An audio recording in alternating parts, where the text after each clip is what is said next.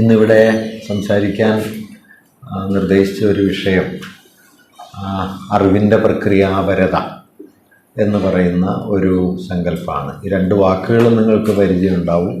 അറിവ് എന്നുള്ളത് നമ്മൾ ധാരാളമായിട്ട് ഉപയോഗിച്ചു പോരുന്നൊരു വാക്കാണ്. പ്രക്രിയ, പ്രോസസ്സ് എന്ന വാക്കും നമുക്ക് വളരെ പരിചയമുള്ളതാണ്. ഒറ്റ നോട്ടത്തിൽ ഈ വാക്കുകൾക്കിടയിൽ ചില വൈരുദ്ധ്യങ്ങളുണ്ട് എന്ന് വേണമെങ്കിൽ പറയാം. അറിവ് നമുക്കൊക്കെ അറിയുന്നത് പോലെ ഒരു നാമപദമായിട്ടാണ് നിൽക്കുന്നത്. പ്രക്രിയ എന്നുള്ളതൊരു ക്രിയാപദമാണ് എന്ന് നമുക്കറിയാം. അങ്ങനെ ഒരു നാമപദവും ക്രിയാപദവും തമ്മിൽ ചേർത്ത് അവയ്ക്കിടയിൽ ഒരു കോമ്പിനേഷൻ ഉണ്ടാക്കാൻ ശ്രമിക്കുന്ന സമയത്ത് സുനിശ്ചിത സ്വഭാവമുള്ള ഒന്നിനെ ചലനാത്മകമായ ഒന്നാക്കി മാറ്റുക എന്നത് അതിൽ സംഭവിക്കുന്ന ഒരു കാര്യമാണ്. നമ്മൾ നാമരൂപങ്ങൾ പൊതുവെ സുനിശ്ചിതമുള്ളതാണല്ലോ. ഇപ്പം ഇതൊരു മേശയാണ്, പേനയാണ്, ഡെസ്കാണ്, ബെഞ്ചാണ് എന്നൊക്കെ പറയുമ്പോൾ നാമരൂപങ്ങൾ പൊതുവെ സുനിശ്ചിത സ്വഭാവമുള്ള ഒന്നിനെ കുറിക്കുന്ന പേരാണല്ലോ നാമം എന്ന് പറയുന്നത്. അപ്പോൾ അതെന്തിനെങ്കിലും സൂചിപ്പിക്കുന്നുണ്ട്. ഒരു സുനിശ്ചിതത്വം നാമപദങ്ങളിൽ പൊതുവിലുണ്ട്. അറിവ് എന്നുള്ളത് ഏതാണ്ട് അങ്ങനെ ഒരു നാമപദമായിട്ടാണ് നമ്മൾ മനസ്സിലാക്കുന്നത്, നൗൺ എന്നുള്ള നിലയിലാണ്. പ്രക്രിയ എന്ന് പറയുന്നതാകട്ടെ ആ വാക്കുകൊണ്ട് തന്നെ നമുക്കറിയാം അത് സുനിശ്ചിതമല്ല, നിശ്ചലമല്ല, ചലനാത്മകമാണ് എന്ന് നമുക്കറിയാം. പല ഘടകങ്ങൾ കൂടി ചേർന്നുണ്ടാകുന്ന ഒരു ചലനാത്മക വ്യവഹാരത്തെയാണ് നമ്മൾ പ്രക്രിയ എന്ന് പറയുന്നത്. അങ്ങനെ ആവുമ്പോൾ അറിവും പ്രക്രിയയും തമ്മിൽ നാമപദം ക്രിയാപദം എന്നതിനപ്പുറം അതിൻ്റെ ഉള്ളടക്കത്തിൽ ചില അകലങ്ങളുണ്ട് എന്ന് തോന്നാവുന്നതാണെന്നല്ല, ചില തലങ്ങളിലുണ്ട് താനും. അപ്പോൾ അതെങ്ങനെ മനസ്സിലാക്കണമെന്നും ഒരുപക്ഷെ അതിനെങ്ങനെ മറികടക്കണമെന്നുമുള്ള ഒരു ആലോചനയാണ് ഇവിടെ വാസ്തവത്തിൽ നടത്താനായിട്ട് ഞാൻ ഉദ്ദേശിക്കുന്നത്. അതിൽ ഈ രണ്ട് വാക്കുകളെ നമ്മൾ കുറച്ചുകൂടി അഴിച്ചു നോക്കേണ്ടി വരും. അതായത് അറിവ് എന്ന് പറയുന്ന വാക്കിനെ, അതിൻ്റെ ഉള്ളടക്കത്തെ കുറച്ചൊന്ന് അഴിച്ചു നോക്കണം. അതുപോലെ പ്രക്രിയ എന്ന് പറഞ്ഞാൽ അതെന്താണ് എന്ന കാര്യവും നമ്മൾ അഴിച്ചു നോക്കണം. അറിവ് പ്രക്രിയാപരമാകുമ്പോൾ അതിൻ്റെ സ്വഭാവത്തിൽ എന്ത് വ്യത്യാസമാണ് വരുന്നത് എന്നതിലേക്ക് അവിടെ നിന്ന് നമുക്ക് ചില കാഴ്ചകൾ കിട്ടുകയും ചെയ്യും. ഇങ്ങനെ ഒരു 3 തട്ടായിട്ട് ഈ ആശയങ്ങൾ പറയാം എന്നാണ് ഞാൻ ഉദ്ദേശിക്കുന്നത്. അതിലേക്ക് കടക്കുന്നതിന് മുമ്പ് പരമ്പരാഗതമായിട്ട് ഈ അറിവും പ്രക്രിയ എന്ന വാക്കുകൾ കൂടിക്കലരുന്ന ഒരു പ്രയോഗമുണ്ട്. നിങ്ങൾ പ്രൊസീജിയറൽ നോളജ് എന്ന ഒരു ടേം പലയിടത്തും കാണും. പ്രൊസീജിയർ നോളജ് എന്ന് സാങ്കേതികമായി പറയുന്നത് നമ്മൾ ഇനി പറയാൻ പോകുന്ന കാര്യത്തെക്കുറിച്ചല്ല, മറിച്ച് ട്രഡീഷണലായ ഒരു വിഭജനമുണ്ട്. ഡിസ്ക്രിപ്റ്റീവ് നോളജ്, പ്രൊസീജിയറൽ നോളജ് എന്ന് പറയും. ഡിസ്ക്രിപ്റ്റീവ് നോളജ് എന്നുള്ളതുകൊണ്ട് ഉദ്ദേശിക്കുന്നത് വസ്തുതകൾ. ഇപ്പോൾ 47 ഓഗസ്റ്റ് 15 ഇന്ത്യക്ക് സ്വാതന്ത്ര്യം കിട്ടിയത് എന്ന് പറയുന്നത് ഒരു ഡിസ്ക്രിപ്റ്റീവ് നോളജാണ്, ഒരു വിവരണാത്മക വസ്തുതയാണ്. ഇങ്ങനെ ഏത് വിവരണങ്ങളും, ഇപ്പോൾ എന്താ പറയുക, എവറസ്റ്റ് കൊടുമുടിക്ക് ഇത്ര ഉയരമുണ്ടെന്നോ അല്ലെങ്കിൽ ഇന്ന സ്ഥലത്ത് മഞ്ഞുവീഴ്ചയുണ്ടെന്നോ ഒക്കെ നമ്മൾ പറയുന്നത് വിവരണങ്ങളാണ്. അതിനെയാണ് പൊതുവെ ഡിസ്ക്രിപ്റ്റീവ് നോളജ് എന്ന് പറയുന്നത്. ഇതിൻ്റെ ഒരു മറുപുറം പോലെയാണ് പ്രൊസീജിയറൽ നോളജ് എന്നുള്ള വാക്ക് സാധാരണ ഉപയോഗിക്കുന്നത്. അതായത് ഏതെങ്കിലും ഒരു സവിശേഷമായ പ്രയോഗശേഷിയെ സൂചിപ്പിക്കാനാണ്. ഇപ്പോൾ കേടായ ഒരു ടയർ മാറ്റിയിടാനായിട്ട് എനിക്കറിയാം, ഒരു കാറിൻ്റെ ടയർ മാറ്റിയിടാൻ അറിയാം, അല്ലെങ്കിൽ എന്താ പറയുക, ഒരു കമ്പ്യൂട്ടർ സിസ്റ്റം നന്നാക്കാൻ എനിക്കറിയാം എന്ന് പറയുന്ന സമയത്ത് അതൊരു പ്രായോഗിക ശേഷിയാണ്. അതിനെയാണ് പൊതുവെ പ്രൊസീജിയറൽ നോളജ് എന്ന് പറയാറുള്ളത് പരമ്പരാഗതമായിട്ട്. അതായത് പ്രൊസീജിയർ നോളജ് ഒരാൾക്കുണ്ട് എന്നുള്ളതിൻ്റെ അർത്ഥം അയാൾക്കതിനെ എന്താ പറയുക, വാചികമായിട്ട് ആവിഷ്കരിക്കാൻ കഴിയണമെന്നൊന്നുമില്ല. അയാൾക്കതിനെ ഒരു പ്രയോഗപരമായിട്ട് നിറവേറ്റാൻ അറിയാം. ഇതാണ് പ്രക്രിയാജ്ഞാനവും വിവരണാത്മക ജ്ഞാനവും എന്ന പരമ്പരാഗത വിഭജനം. ഞാനിതിങ്ങനെ പറഞ്ഞതെന്താണെന്ന് വെച്ച് കഴിഞ്ഞാൽ അതല്ല നമ്മുടെ താല്പര്യം എന്ന് പറയാൻ വേണ്ടിയിട്ടാണ്. എന്തല്ല എന്ന് മനസ്സിലാക്കിയിട്ട് വേണമല്ലോ എന്താണ് എന്നതിലേക്ക് നോക്കാൻ. കാരണം ഒരേ വാക്കുകൾ പല അർത്ഥസൂചനയോടെ നമ്മുടെ ചുറ്റുമുള്ളപ്പോൾ ഇതിലേതാണ് നമ്മൾ ഉദ്ദേശിക്കുന്നത്? ജ്ഞാനം പ്രക്രിയാപരമായ ജ്ഞാനം എന്നാണ് പറയുന്നത്, അറിവിൻ്റെ പ്രക്രിയാപരത എന്നാണ് പറയുന്നത്. അത് ഈ യുക്തിയിലല്ല എന്നാണ് ഞാൻ ആദ്യമേ സൂചിപ്പിക്കാൻ ആഗ്രഹിക്കുന്നത്. ഇനി നമുക്ക് നേരത്തെ പറഞ്ഞ ഉള്ളടക്കത്തിലേക്ക് വരാം. നമ്മുടെ അറിവിൻ്റെ ഭിന്ന പ്രതലങ്ങൾ എന്ന് പറയാവുന്നവ. അറിവ് എന്ന വാക്ക് സാമാന്യമായിട്ടാണ് നമുക്കുള്ളതെങ്കിലും ഈ അറിവ് പല തലത്തിലുണ്ട് എന്ന് നമുക്കൊക്കെ തന്നെയും അറിയാം. ഏറ്റവും പരമ്പരാഗതമായ 2-3 തരം വിഭജനങ്ങൾ അറിവിനെ കുറിച്ചുണ്ട്. നിങ്ങൾ ആ വാക്കുകളൊക്കെ പരിചയപ്പെട്ടിട്ടുണ്ടാവും. സങ്കല്പനപരമായി അതിലൊരു കൃത്യത ചിലപ്പോൾ കൈവന്നിട്ടുണ്ടാവില്ല എന്നേ ഉള്ളൂ. ഇപ്പോൾ നമ്മൾ അറിവിൻ്റെ വ്യത്യസ്ത ഡൊമൈൻസിനെ സൂചിപ്പിക്കാനായിട്ട് ഇൻഫർമേഷൻസ് എന്ന് പറയുന്നത് ഒരു ഡൊമൈനാണ്. മറ്റൊന്ന് നോളഡ്ജ് എന്ന് പറയുന്നത്, ചിലരതിനെ ഇൻ്റർപ്രിറ്റേറ്റീവ് നോളജ്, ഇൻഫർമേഷൻ കഴിഞ്ഞാൽ ഇൻ്റർപ്രിട്ടേഷൻ എന്ന് പറയുന്ന തലത്തിൽ അതിനെക്കുറിച്ച് പറയാറുണ്ട്. നമുക്ക് വേണമെങ്കിൽ ഇൻഫർമേഷൻ കഴിഞ്ഞ് നോളജ് എന്ന് പറയാം. ഞാൻ അതിൻ്റെ വിശദാംശങ്ങളിലേക്ക് പിന്നാലെ വരാം. വേറെ തലത്തിലുള്ള ഒരറിവിനെ വിസ്ഡം എന്ന് പറയാറുണ്ട്.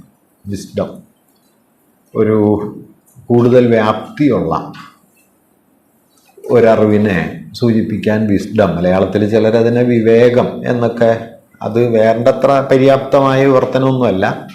20-ാം നൂറ്റാണ്ടിലെ വലിയ ഒരു കവിയായിരുന്ന T.S. എലിയറ്റ് അറിവിനെക്കുറിച്ച് അദ്ദേഹത്തിൻ്റെ ഒരു കവിതയിൽ ഇങ്ങനെ എഴുതുന്നുണ്ട്: where is our wisdom we have lost in knowledge, and where is our knowledge we have lost in informations.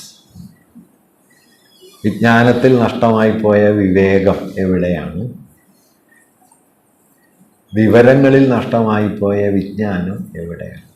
അപ്പോൾ ഇത് മൂന്ന് കാര്യങ്ങളാണ് എന്ന് വരുന്നു. There is information, there is knowledge and there is wisdom. ഇതൊക്കെ തമ്മിൽ ചില വ്യത്യാസങ്ങളുണ്ട് എന്നാണ് അങ്ങനെ പറയുന്നതിൻ്റെ ഒരു താല്പര്യം. അപ്പം ഇങ്ങനെ ഇംഗ്ലീഷിൽ ഇൻഫർമേഷൻ, നോളജ്, വിസ്ഡം എന്നൊക്കെയും മലയാളത്തിൽ വിവരം, വിജ്ഞാനം, വിവേകം എന്നൊക്കെയും തരംതിരിക്കപ്പെടുന്ന, പല രൂപത്തിൽ തരംതിരിക്കപ്പെടുന്ന അറിവ് രൂപങ്ങളുണ്ട്. ഇവയെല്ലാം ഒരേ കാര്യമല്ല എന്ന് നമുക്ക് നോക്കിയാൽ കാണാൻ പറ്റും. ഇവയുടെ ഉള്ളടക്കത്തിൽ വ്യത്യാസമുണ്ട്, ഇവയുടെ പ്രവർത്തന രീതികളിൽ വ്യത്യാസമുണ്ട്, ഇവയുടെ ഫലങ്ങളിലും വ്യത്യാസമുണ്ട്. അതുകൊണ്ട് അറിവ് എന്ന് നമ്മൾ സാമാന്യമായി പറയുമെങ്കിലും അറിവ് അങ്ങനെ ഒരു എന്താ പറയുക, ഒരു സുനിശ്ചിത സംഗതിയല്ല.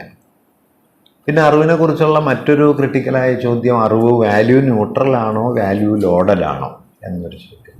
അറിവ് മൂല്യനിരപേക്ഷമായി എല്ലാവർക്കും ഒരുപോലെ ബാധകമായ സാർവത്രിക സ്വഭാവമുള്ള അബ്സല്യൂട്ടായ ഒന്നാണോ അറിവ്? അതോ അറിവ് ചരിത്രത്തോടും സമൂഹത്തോടും പലതരം സാമൂഹ്യ ബന്ധങ്ങളോടും ഒക്കെ കൂടിക്കലർന്ന് വാല്യൂ ലോഡഡായ, മൂല്യനിർഭരമായ ഒന്നാണോ അറിവ്? മൂല്യനിരപേക്ഷമായ ഒന്നാണ്, വാല്യൂ ന്യൂട്രലാണ് എന്ന് കരുതുന്ന ആളുകളുണ്ട്. പ്രത്യേകിച്ചും സയൻസിലൊക്കെ പ്രവർത്തിക്കുന്ന ആളുകൾ പൊതുവെ സയൻസിൻ്റെ ഒബ്ജക്റ്റിവിറ്റി എന്നെല്ലാം ഉള്ളതിൽ അവരുദ്ദേശിക്കുന്നത് ഈ വാല്യൂ ന്യൂട്രാലിറ്റി എന്നുള്ള സങ്കല്പമാണ്. മറിച്ച് സോഷ്യൽ സയൻസിലോ ഹ്യൂമാനിറ്റീസിലൊക്കെ പ്രവർത്തിക്കുന്ന ആളുകൾ പൊതുവെ വാല്യൂ ന്യൂട്രൽ എന്നുള്ള സങ്കല്പത്തെ വിമർശിക്കുകയും വാല്യൂ ലോഡഡ്നെസ്, മൂല്യനിർഭരത, അറിവിൻ്റെ മൂല്യനിർഭരത എന്ന ആശയത്തെ ആണ് അവർ ഉയർത്തിപ്പിടിക്കുന്നത്. അതുകൊണ്ട് അറിവ് മറ്റു തരം മൂല്യങ്ങൾ കൂടി കലർന്നിട്ടുണ്ടാകുന്ന ഒന്നാണോ, അതോ അറിവ് അതിൽ തന്നെ കേവലമാണോ?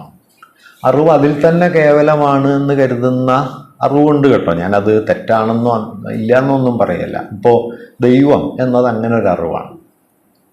അതിന് ദൈവം കേവലമാണ്, ഏറ്റവും പരമമായ കേവല സ്വഭാവം ദൈവമാണ്. ആകെ ഒരു പ്രശ്നം എന്താണെന്ന് അറിഞ്ഞുകൂടാന്ന് മാത്രമേ ഉള്ളൂ.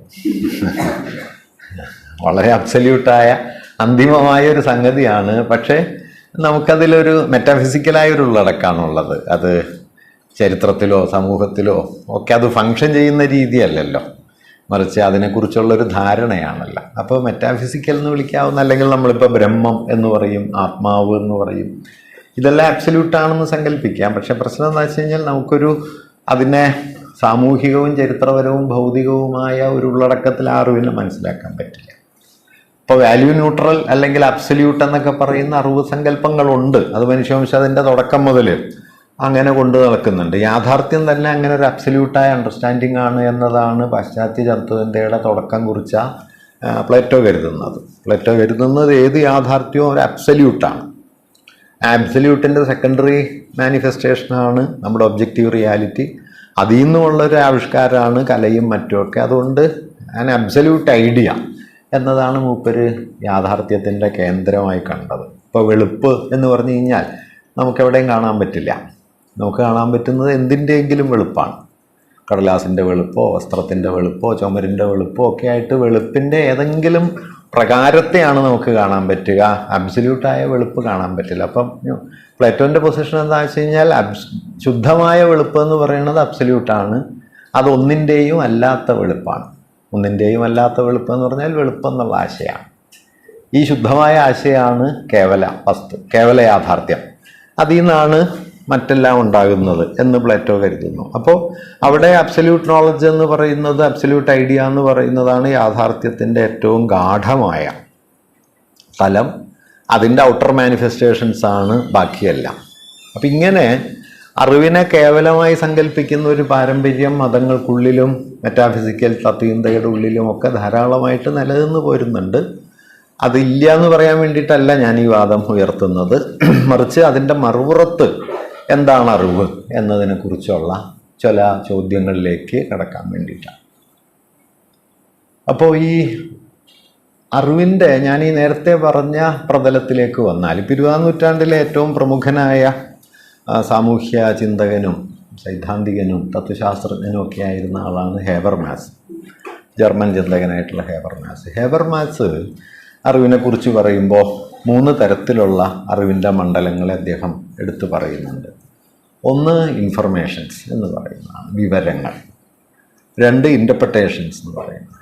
3 ക്രിട്ടീക്ക് എന്ന് പറയുന്നതാണ്. ക്രിട്ടിക്കല്ല, ക്രിട്ടീക്ക്, വിമർശം, വിമൃഷ്ടി എന്നൊക്കെയാണ് മലയാളത്തിൽ പറയാറ്. വിമൃഷ്ടി എന്നൊക്കെ പറഞ്ഞാൽ മനസ്സിലാവാൻ പ്രയാസമാണ്. അതിലും ഭേദം ക്രിട്ടീക്ക് എന്ന് പറയുന്നത് തന്നെയാണ്.